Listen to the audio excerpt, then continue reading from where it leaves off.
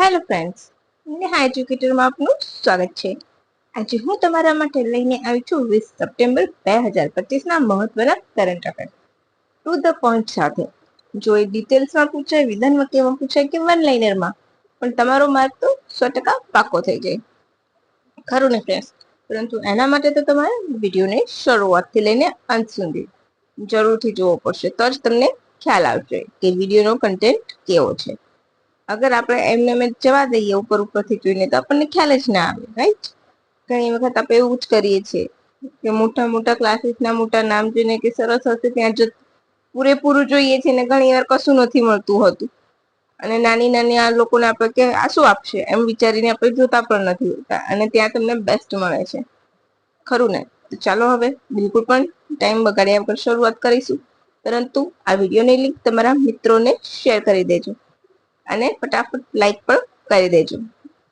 અને સાથે સાથે જો તમે ચેનલ પર નવા હોય તો ચેનલને સબસ્ક્રાઇબ કરવાનું બિલકુલ પણ ભૂલતા નહીં. બરાબર છે? ચાલો હવે આપણો આજનો અગત્યનો પ્રશ્ન, સાયન્સ એન્ડ ટેકનો. તાજેતરમાં આયન બીમ નામની લેઝર વેપન પ્રણાલી કોણે વિકસાવી છે? Option A Israel, option B Russia, option C ચીન, ઓપ્શન ડી જાપાન. તાજેતરમાં આયન બીમ નામની લેઝર પ્રણાલી કોણે ડેવલપ કરી છે?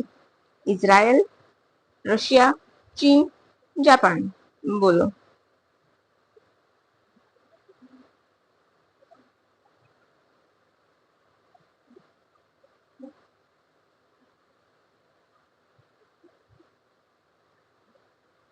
અહીં આપણો જવાબ આવશે ઓપ્શન એ ઇઝરાયલ. શું આવશે? Option A Israel. એને ડેવલપ કરી છે. આ પ્રણાલી આયર્ન બોમ્બ, ડેવિડ સ્લિંગ અને એરો સિસ્ટમ સાથે ઇઝરાયલની સુરક્ષાને વધુ મજબૂતી પ્રદાન કરશે. તમને ખ્યાલ હશે કે ડોમ એના યાદ હોય તો જ્યારે હુમલા થાય તો મિસાઇલ સામે રક્ષણ કરે છે, અને ખૂબ ચર્ચામાં આવ્યું હતું. બરાબર? એટલા માટે ફરીથી કહું છું કે આ પ્રશ્ન યાદ રાખજો. 100 કિલોવોટની ક્ષમતા ધરાવે છે. આ વેપન નાના અને નજીકના જોખમોને સફળતાપૂર્વક ટાર્ગેટ કરી શકે છે અને એને હવામાં તોડી દઈ શકે છે. બરાબર? આ પરંપરાગત મિસાઇલ કરતા પણ વધુ ઝડપી હોય છે, તેમજ લક્ષ્યને હવામાં નષ્ટ કરી શકે છે. તેમજ સતત ફાયરિંગ કરવાની પણ ક્ષમતા ધરાવે છે. નષ્ટ કેવી રીતે કરે? ફાયરિંગ કરે તો જ ને. એટલા માટે ભારત પાસે છે. તો હા, ભારત પણ આવી MRSAM, QRSAM અને વર્ષો જેવી ડોમ સિસ્ટમ વિકસાવી રહ્યું છે. બરાબર? ગુજરાતના ચોથા ક્રમનું 100% સોલરાઇઝેશન થી ચાલતું કયું ગામ કયું બન્યું? બહુ જ જરૂરી ક્વેશ્ચન છે, ઇમ્પોર્ટન્ટ ક્વેશ્ચન છે. આવનારી કોઈ પણ પરીક્ષામાં વિધાન વાક્ય તરીકે પૂછાઈ શકે છે. યાદ રાખજો, કોઈ પણ પરીક્ષામાં વિધાન વાક્ય 100% એનું બનશે.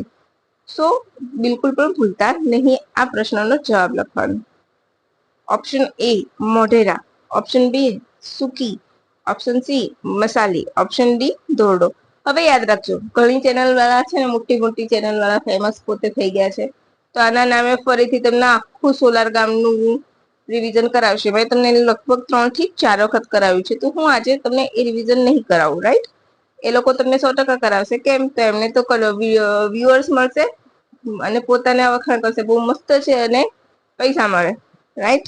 જ્યારે મારો ઇન્ટેન્સ પૈસા મેળવવાનો નથી, તમને જ્ઞાન આપવાનું છે. એટલે એ લોકો 100% આ પહેલેથી લઈને જેટલી વખત સોલાર ની વાત આવે એટલી વખત લાંબુ કરાયા કરશે. પરંતુ એની જરૂર નથી. અમુક વખત 2-3 વખત તમે સ્ટુડન્ટને કરાવડાવી દો ને, સ્ટુડન્ટ જે સિરિયસલી તૈયારી કરતા હોય ને એને યાદ રહી જ જાય 2-3. પછી દર વખતે વાત નીકળે, દર વખતે આખું લિસ્ટ બનાવવાની જરૂર જ નથી હોતી. બરાબર છે? તો ચાલો હવે આપણે શરૂ કરી દઈશું. ગુજરાતના ચોથું કયું બન્યું? તો option A Modhera, option B Suki, option C Masali, option D Dhordo. બરાબર? હું તમને આના જે ઇમ્પોર્ટન્ટ પોઈન્ટ છે સોલાર ને લગતા ગુજરાતને, એ ચોક્કસ કહીશ. પણ પેલા બીજા બધા શું કરશે ચેનલ વાળા? જેટલા બી ભારતને સોલારને લગતું છે એ બધું કરાવડાશે. બધું કરવાની મારા ભાઈ જરૂર નથી. ભારતનું પ્રથમ સોલાર ગામ કહી શકો તો કયું છે? મોઢેરા. બરાબર? અને શહેર હોય તો સાંચી. એટલું યાદ રાખજો. તો અહીં આપણું શું આવશે? ચોથું કયું છે? તો ધોરડો. બરાબર? તો મેં તમને એક વસ્તુ ક્લિયર કરી આપી. તાજેતરમાં કચ્છનું ધોરડો વિલેજ 100% વિલેજ સોલરાઇઝેશન થી ચાલતું ગામ બન્યું, જેની જાહેરાત વડાપ્રધાન ફરીથી મુલાકાતે આવશે. સમુદ્ર સે સમૃદ્ધિ તક કાર્યક્રમ યોજાવાનો છે. એ પણ ક્યાં યોજાશે? ભાવનગરમાં. એ પણ નોટ કરજો. સિમ્પલ પૂછાઈ શકે છે. સમુદ્ર સે સમૃદ્ધિ તક પ્રોગ્રામ ક્યાં યોજવામાં આવ્યો હતો? તો ભાવનગરમાં. અને ત્યાંથી અમે ધોરડો વિલેજ અંગેની જાહેરાત કરી છે. ક્લિયર? ચોથું છે તો આપણે પ્રથમ ગુજરાતના 4 તો ખબર જ હોય. તો પ્રથમ મોઢેરા, બીજું સુકી, ત્રીજું મસાલી. તો મસાલી એટલા માટે જરૂરી છે બનાસકાંઠાનું. કેમ? તો બોર્ડર નું પ્રથમ સરહદી સોલાર વિલેજ છે એટલા માટે. પ્રથમ સોલાર બસ સ્ટેન્ડ ધરાવતું સિટી તો સુરત. આટલી બાબત ગુજરાતને લગતી છે, એ યાદ રાખજો. વધારાનું તમારે હવે રિવિઝન કરવાની જરૂર નથી, એ તમને યાદ જ છે. પરંતુ આ ઇમ્પોર્ટન્ટ પોઈન્ટ છે ગુજરાતને લગતા, એટલે મેં તમને રિવાઇઝ કરાવી દીધા છે. બાકી આખું સોલાર ને લગતું સોલાર પેન કેવું solar city, solar board, solar શહેર, સોલાર બધું જ જેટલું હોય એ ફાસ્ટ સોલાર બોર્ડ, એ બધું કરાવવાની જરૂર નથી. મારા વિદ્યાર્થી મિત્રોને આવડે જ છે. તમે ફક્ત પૈસા કમાવાના ઇન્ટરેન્સ થી ફ્રી આપો છો ને, એટલે ફ્રી વાળાનો ટાઈમ ના બગાડો. તમારા પેડ ક્લાસ ને તમે નહીં કરતા હોય એવું. બરાબર? આપણે ગુજરાતના સંદર્ભમાં મોઢેરા પ્રથમ, અત્યારે ચોથું કયું છે? તો ધોરડો પ્રથમ સરહદી વિલેજ ભારતનું પૂછે તો કયું આવશે? મસાલી બનાસકાંઠામાં છે. અને પ્રથમ સોલાર થી ચાલતું સંપૂર્ણ કયું બસ સ્ટેન્ડ છે? તો સુરતનું. આટલું ઇનફ છે. બરાબર? હવે પ્રધાનમંત્રી સૂર્યઘર મફત વીજળી યોજના હેઠળ ધોરડો ગામને 100% રહેણાંકના હેતુથી વીજ જોડાણનું સોલારાઇઝેશન કરવામાં આવ્યું હતું. તેનાથી ગામના દરેક વીજળી ઉત્પન્ન કરવા માટે સક્ષમ બન્યા છે. બરાબર છે? જેનાથી વીજ વપરાશ કરતા હોય તો કરતા લોકોને 16,000 રૂપિયાનો લાભ થશે. 81 રહેણાંકોમાં 117 કિલોવોટ ક્ષમતા ધરાવતા સોલાર રૂફટોપ લગાવવામાં આવ્યા છે. બરાબર છે? અને આ તમને એઝ ઇટ ઇઝ મેં તમને કહ્યું એ છે. હવે મોસ્ટ ઇમ્પોર્ટન્ટ, ભારતનો સાંસ્કૃતિક વારસો. તો તમને પૂછે સિરરા ખાંગ હાથઈ મેચ ફેસ્ટિવલ ક્યાં ઉજવવામાં આવે છે? Option A Sikkim, option B Meghalaya, option C Manipur, option D Nagaland. તો ઓપ્શન સી મણિપુર. રાઈટ? ક્યાં? મણિપુરમાં. બરાબર છે? હવે તમને ખ્યાલ હોય તો મેં તમને કચ્છી ખારેકને કરાવ્યું હતું. એ ક્વેશ્ચન પણ DYSO માં હતો. જ્યારે અમલસાડી ચીકુને GI ટેગ મળ્યા ને, ત્યારે મેં તમને બધા જ કઈ ગુજરાતની કઈ ફૂડ પ્રોડક્ટ GI ટેગ ધરાવે છે એનું લિસ્ટ બનાવીને આપ્યું હતું. તો એ પણ તમારે ખબર છે ને, પૂછાયું હતું. મેં તમને પૂછ્યું હતું કે આ પ્રશ્ન આવી રીતના પૂછાશે ઓપ્શન તરીકે, એટલે તમારે એ જ આવ્યું હતું. રાઈટ? અચ્છા, આ હાથાઈ મરચું છે. એ કેવું ચમકીલું લાલ રંગ ધરાવે છે. એની અનેરી સુગંધ અને તીખાસ માટે જાણીતું છે. મધ્યમ સ્તરની તીખાસ ધરાવે છે. GI ટેગ ધરાવે છે એટલા માટે અગત્યનું છે. કેમ અગત્યનું છે? તો GI ટેગ વાળું મરચું છે. બરાબર? જીઓગ્રાફિકલ ઇન્ડિકેશન 10 વર્ષ માટે માન્ય રહે છે. કેટલા? 10 વર્ષ માટે એની માન્યતા રહે છે. યાદ રાખજો. પાટણના પટોળા પણ એમાં આવે છે. સંખેડા છે. એવી ઘણી બધી વસ્તુ છે ગુજરાતની જે એમાં આવે છે. અચ્છા, ગુજરાતની કઈ 4 વસ્તુ જે અહીં આવી છે? તો હું તમને કહી દઉં. 3 વસ્તુ તો તમને ક્લિયર થઈ ગઈ હશે કે ખારેક, પછી કેરી અને ચીકુ અમલસાડી.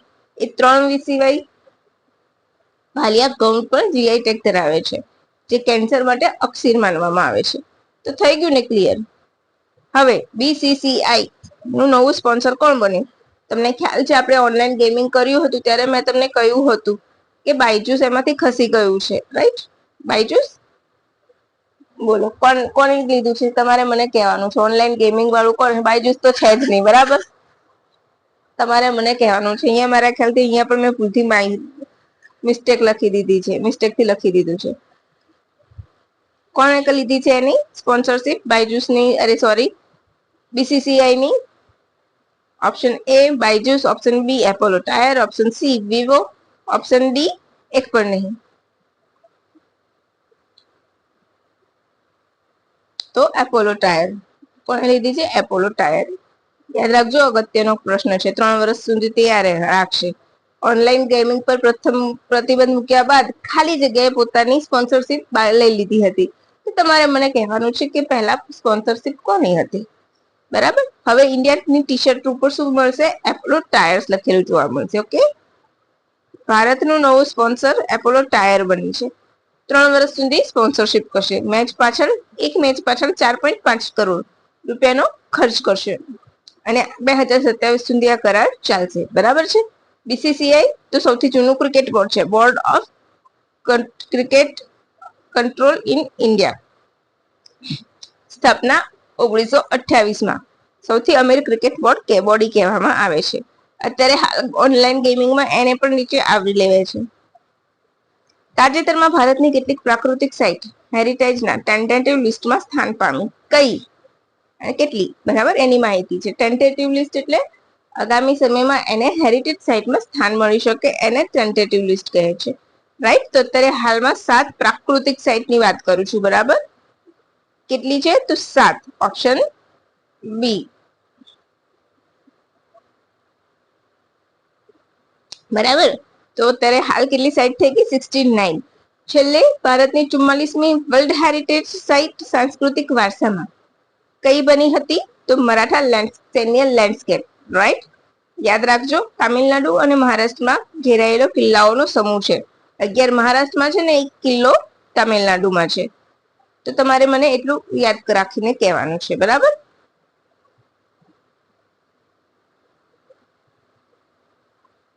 એક મિનિટ, તમારે મને એમ કહેવાનું, બોલી સાચું બોલી? બોલો, કેટલી પ્રાકૃતિક સાઇટ છે અત્યારે હાલ આપણી પાસે? અરે આપણી ટોટલ હેરિટેજ સાઇટ કેટલી છે? આપણી ટોટલ હેરિટેજ સાઇટ કેટલી છે? 44. રાઈટ. બરાબર. ગુજરાતની એમાંથી કેટલી છે? 4. કેટલી છે? 4. બરાબર. હવે છેલ્લી હેરિટેજ સાઇટ કઈ છે? તો મરાઠા સૈન્ય લેન્ડસ્કેપ. બરાબર, 2025માં જેને મળી છે. બરાબર, એ યાદ રાખવાનું છે. બરાબર. એને મરાઠા એમ્પાયરનું પ્રતિનિધિત્વ કરે છે. 17 થી 19મી સદીના છે. બરાબર. અને મહારાષ્ટ્ર અને તામિલનાડુમાં કિલ્લો શેર કરે છે. બરાબર, કિલ્લાઓનો સમૂહ છે. તો તમારે આટલી વસ્તુ તો ક્લિયર થઈ ગઈ. 14 જે અમૃત વારસો હોય છે, અમૃત વારસો, તો એ 14ની તમે ઓલરેડી વિડીયો બનાવેલી છે. તો તમે એક વખત એ પણ જોઈ લેજો. બરાબર છે. અને 7 પ્રાકૃતિક તમારે મને કહેવાની છે. અત્યારે જે 7 ને મળી છે એ આપણે જોઈ લઈશું કઈ કઈ છે. બરાબર છે. મરાઠા લેન્ડસ્કેપ 44મી છે, યાદ રાખજો. ને ગુજરાતની 4 યાદ રાખવાની. કઈ કઈ? રાણકી વાવ, ચાંપાનેરનો કિલ્લો, રાણકી વાવ, પછી અમદાવાદ સિટી, અને છેલ્લે ધોળાવીરા. બરાબર. હું એના ક્રમમાં જ બોલી છું. ઘણી વખત જીપીએસસી ક્રમ પૂછી શકે છે, તો હું ક્રમમાં જ બોલી છું, એટલે તમે ક્રમ પણ યાદ રાખી લેજો. સૌથી પહેલા તો પંચગીની અને મહાબળેશ્વર, મહારાષ્ટ્ર ડેક્કન ટ્રેપ, જે પહેલેથી યુનેસ્કો વર્લ્ડ હેરિટેજ સાઇટ પણ છે. બરાબર છે. પછી સેન્ટ મેરી આઇલેન્ડ ક્લસ્ટર કર્ણાટકમાં છે. દુર્લભ સ્તંભાકાર બેલાસ્ટિક ખડકોની રચના માટે જાણીતું છે. બરાબર. ક્રેટેસિયસ સમયગાળાનું પ્રતિનિધિત્વ કરે છે. કયું? તો સેન્ટ મેરી આઇલેન્ડ ક્લસ્ટર. હવે સિમ્પલ તમને વન લાઇનર પૂછી લઈએ આવનારી પરીક્ષામાં. સેન્ટ મેરી આઇલેન્ડ ક્લસ્ટર ચર્ચામાં રહેલું છે તે કયા રાજ્યમાં આવેલું છે? બરાબર. મેઘાલયની ગુફાઓ, તો મેઘાલય એટલે હોલોસીન યુગની ગુફાઓ ખૂબ ચર્ચામાં રહી હતી. તો માઉ મુલહની ગુફાઓ ખાસ કરીને એ. બરાબર. પછી નાગા હિલ ઓફ ઓલાઇટ નાગાલેન્ડમાં છે. તો ખડકોનો દુર્લભ સમૂહ છે. બરાબર. પછી એરામિટ્ટી ડિબ્બલ્લુ આંધ્રપ્રદેશમાં લાલ માટી માટે જાણીતું છે. બરાબર. તિરુમલાની ટેકરીઓ એ પણ આંધ્રપ્રદેશમાં છે. અને છેલ્લે વરકલાના ખડકો કેરળમાં છે. દરિયા પર કિનારે આવેલા મનોહર ખડકો છે, એના લીધે એ જાણીતી છે. તો આ તમારી 7 પ્રાકૃતિક સાઇટ છે જેને ટેન્ટેટિવ લિસ્ટમાં મૂકી છે. તો એને નેક્સ્ટ સમયમાં તમારી આમાંથી કોઈ પણ એક 45મી હેરિટેજ સાઇટ પણ બની શકે છે અને ભારતની કેટલામી પ્રાકૃતિક સાઇટ બનશે એ તમારે મને કહેવાનું છે. બરાબર. ચાલો, હવે આજના કરંટ અફેરમાં આપણે આટલું જ રાખીશું. હવે તમને ખરેખર મજા આવી ગઈ તો લાઈક, શેર, કમેન્ટ કરવાનું ભૂલતા નહીં. અને વિડીયોની પીડીએફ તમને નીચે ડિસ્ક્રિપ્શન બોક્સમાં મળી જશે. અને વિડીયો તમારા મિત્રો સાથે શેર જરૂરથી કરજો. ચાલો ફ્રેન્ડ્સ, રજા લઈશું. Bye and have a good day.